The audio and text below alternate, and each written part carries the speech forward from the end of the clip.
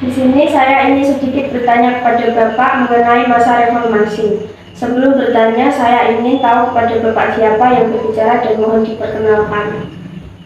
Sebelum saya menjawab pertanyaan anak saya, perkenalkan nama saya Bapak Nasinto. Bapak Nasinto, ini putri saya Aulia Sasalima.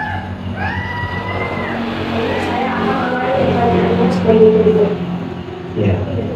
Peristiwa reformasi 1998 yang terjadi di hampir semua wilayah Indonesia tentu sangat berdampak pada semua segi kehidupan masyarakat, baik sosial, budaya, ekonomi, dan keamanan seperti demonstrasi, penjarahan, bahkan pembunuhan. Apa yang terjadi di daerah Bapak waktu itu? Ada kejadian apa yang Bapak lakukan saat itu? Kalau di daerah sini, khususnya di Jepara, nggak ada kejadian apa-apa. Yang saya lakukan saat itu ya masih aktif bekerja seperti biasanya. Krisis moneter yang terjadi akibat nilai mata uang rupiah menurun, utang luar negeri yang melambung dan menyebabkan daya beli masyarakat menurun merupakan salah satu sebab marahnya masyarakat terhadap pemerintahan Orde Baru saat itu. Bagaimana kondisi ekonomi daerah Bapak saat itu? Gaji yang Bapak peroleh dengan kebutuhan lebih besar mana saat itu? Bagaimana keadaan ekonomi Jepara secara umum menurut Bapak saat itu? Ekspor industri mebel dengan harga dolar jika dirupiahkan akan mendapat keuntungan berlipat.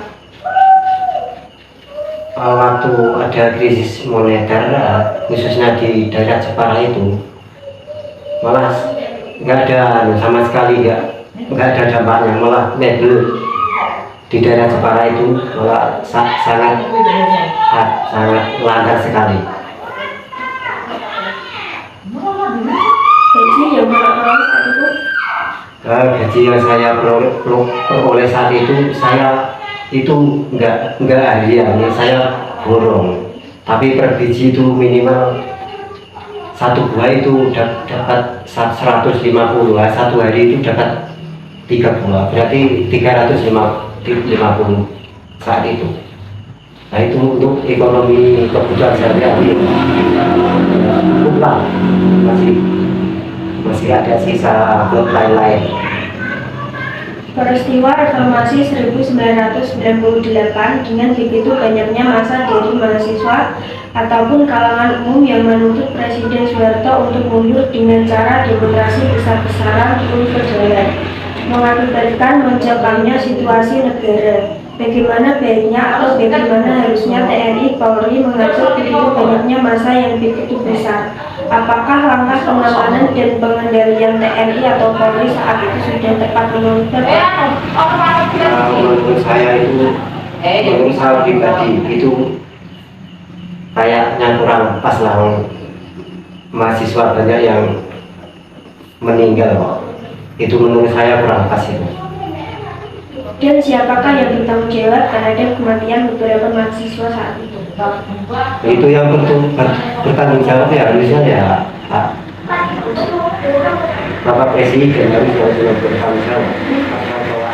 Itu yang bertanggung jawab.